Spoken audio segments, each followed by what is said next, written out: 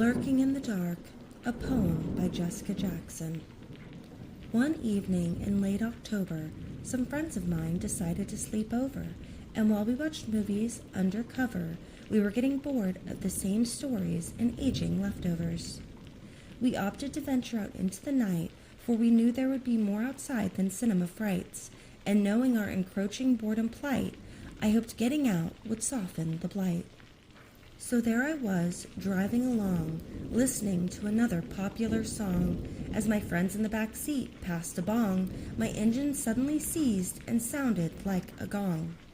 As we vacated my ride, a little part inside of me died, thinking about how I had tried to dissuade boredom and incurred wounded pride.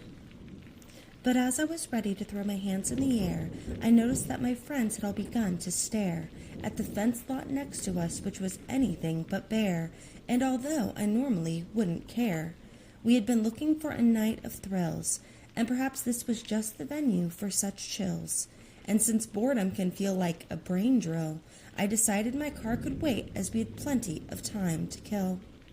Before I knew it, we were hanging out in a graveyard we knew nothing about, and from the distance we heard a shout, but the cause of it left much to doubt.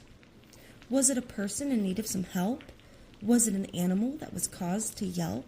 Was it the scream of a wild whelp? Or maybe it was a being who survived a pelt? Whatever it was, it made us shiver. Suddenly my lips started to quiver, as through the foliage I could see a sliver of something grotesque eating what looked like a liver. Its eyes were wild and full of rage. Although it seemed ancient, I couldn't tell the age. It looked like something you'd find in a horror novel page, or like something you'd keep locked in a cage. As it continued to devour its feast, I brought attention to this mysterious beast. Suddenly all of our adrenaline increased, as we all realized this thing could leave us deceased. As we began running back towards the car, I realized the distance between us wasn't that far. Even if we ran like all stars, this creature and us would never be on par. As we ran, I heard a crack. I turned my head and looked back, and wouldn't you know it, we were right on track for being caught by the beast's inescapable attack. No matter how fast we ran, it was always there. I could smell rotting flesh filling the air. As it closed in, I could feel a tear, which left the skin of my back bleeding and bare.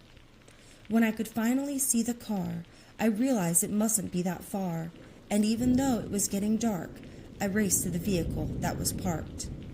As I got to the car, I threw open the door. I called for my friends that were with me before, but all that awaited my sight was blood and gore, which froze me down to my core.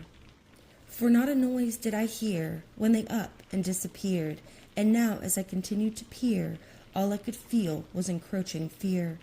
For I knew the beast was not done, and I knew it was only toiling with me for fun, as though its party had just begun, but little did it know about my gun. I reached under the seat and withdrew my pistol. I waited until my line of sight was crystal. I lined up my shot at the creature's appendages made distal, and pulled the trigger when things felt most dismal. As I hit my target and saw it fly, first off its feet and then into the sky, I turned my gaze up high and readied my gun for a second try. But as the creature up and vanished, I took account of the areas that my body had been damaged. It was clear that it had taken advantage of my distracted nature and scared antics. And now that I was alone and desperate to leave, I felt something inside of me heave, like my very body was being deceived by something internal seeking external reprieve. Suddenly I was on the ground, feeling like something inside of me was beginning to pound, as though something trapped was trying to bound outside of me into the environment around. As I laid there and took the internal beating, suddenly my stomach started bleeding, and with that my skin began retreating, leaving me feeling as though my life was fleeting. As my bones began to crack and pop, I bellowed out and begged for the pain to stop, but suddenly I could feel something plop next to me like a grounded winged prop. I looked over at the thing with tears streaming, and suddenly the thing took to screaming, which left my subconscious teeming with thoughts that left my brain steaming. As my eyes went blank and the earth went quiet, I could feel my body become light, and without any foresight, the world around me turned to night. But when my eyes opened to the dark, I realized I was suddenly in a park, at the base of some big arc, and in the distance I could hear a bark.